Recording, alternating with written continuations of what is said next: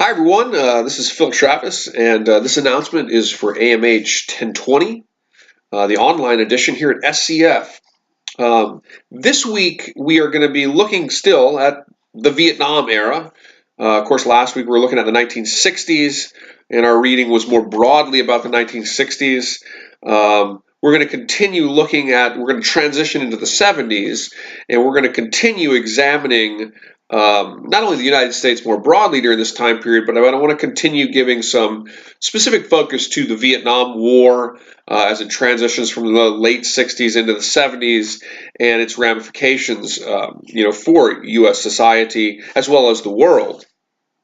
So we're going to kind of have Vietnam Part 2 this week. We're coming down the home stretch here, and coming up we have some interesting topics. I'm going to talk a little bit about in coming weeks. I've written a book myself actually on this topic. It's actually that one right back there. It just happens to be. I'm not using this video to market the book or anything like that. But I wrote a book. It's called Reagan's War on Terrorism in Nicaragua, and it's about the Cold War roots of what we today call the modern war on terrorism. And so in subsequent weeks, we're going to talk about events of the late Cold War. We're not just going to focus on the roots of the war on terrorism, but we're going to talk about that. And then as we come closer to the final weeks of the term, we're going to have some discussions about the modern war on terrorism today. We're going to try to give it some historical perspective. So make sure you do the reading this week. Of course, make sure you watch my weekly lectures. I hope everybody's watching those. I put a lot of work into those, but I also just want you to watch them because it helps you learn the subject. And I think it goes beyond just reading the text. I think it helps you with the material. So I hope everybody is watching those. A few of you still need to do a paper for this class. Most of you, I think, have done at least one of the papers, but a few of you still need to do a paper for this class. If you are in that boat, remember, you have to do the third paper now. So the third paper will be due at the end of the term, effectively during exam week, or right at the end of our last week. So remember, the papers all come a week after the test for that section, but being that the last test, which is just another test, being that test comes right at the end of the last week of the class, you need to submit the paper shortly thereafter. These papers are not hard really, and I put a detailed little guideline for you out, and I'll keep that up in modules for you so you can continue to view that so everybody knows exactly what they're doing on the papers. If you have any questions, I know a couple of you emailed me questions about the papers. If you have further questions, just make sure you email me, and I will always help you and set you straight. And don't not do this paper. If you want to pull your paper grade up, remember you could do that last paper and I'll drop your lowest grade. So if you want to pull your previous paper score up, you do have that option as well. But don't let yourself have a 0 for that paper. That would be a mistake. It's gonna hurt your grade more than you want. So make sure if you haven't done the paper, just do the paper. The third paper coming up at the end of the term. Okay, so I think that's about all we need to touch base on right now. Let me give you the factoid for this week. Okay, so the factoid for this week is this. During the latter period of the American experience in Vietnam, 1968 was a really, really important transition point in the history of U.S. involvement in the Vietnam War. It is the moment. So 1968 is the moment when the North Vietnamese and their southern allies, the Viet Cong, launched the infamous Tet Offensive during the Lunar New Year of 1968. The United States and their South Vietnamese allies, the ARVN, the Army of the Republic of Vietnam, responded quite well to the Tet Offensive, and the Tet Offensive from a military standpoint was largely a failure for the North Vietnamese and their Viet Cong allies. However, the Tet Offensive had deep psychological ramifications. And the psychological ramifications for the United States was that American politicians and the American people, after the Tet Offensive, really kind of lost the will to continue contributing people. We were having huge casualty rates in Vietnam. The United States really lost the will to continue to escalate the Americanized war in Vietnam. We wanted to begin to pull American troops back from Vietnam. And so it's after the Tet Offensive that Lyndon Johnson, the President of the United States, announces at the end of March 1968 that he won't run again for another term as president. And really, he begins a bombing halt because the bombing had really demonstrated itself to not be working.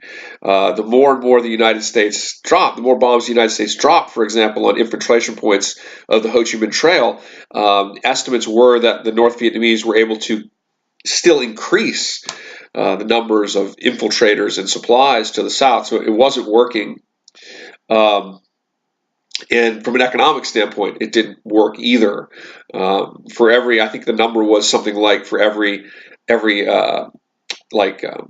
I think for every $1 of destruction or something like that caused, that the United States lost like $10 or something.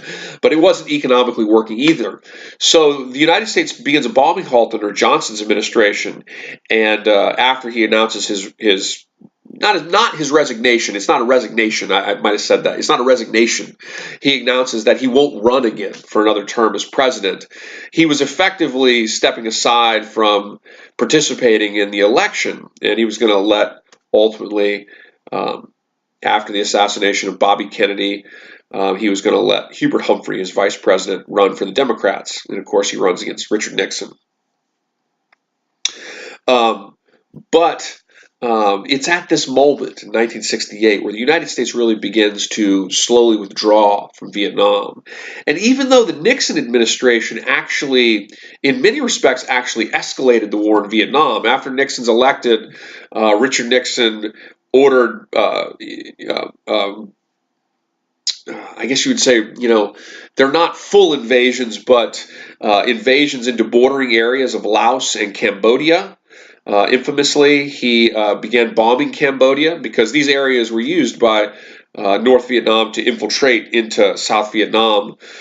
He expanded the bombing as well. So while Richard Nixon begins pulling troops out, he actually, in a lot of levels, is escalating the war. And the infiltration into Laos and Cambodia and the expanded bombing in those places leads to an expansion of the Vietnam War. And this creates huge ramifications for Cambodia, because Cambodia will then descend eventually into a civil war.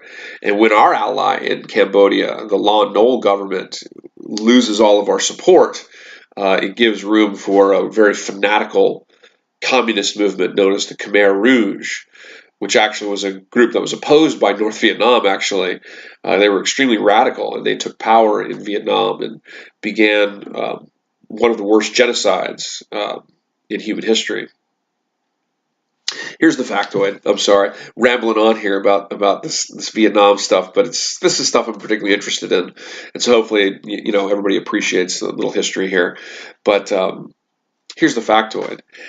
During the election year of 1968, Henry Kissinger, who of course would become Richard Nixon's national security advisor and then eventually his Secretary of State, he would also be Secretary of State for Gerald Ford. Henry Kissinger did something that really wasn't known at the time, at least publicly, and it's known now. Henry Kissinger did something that was highly, highly controversial.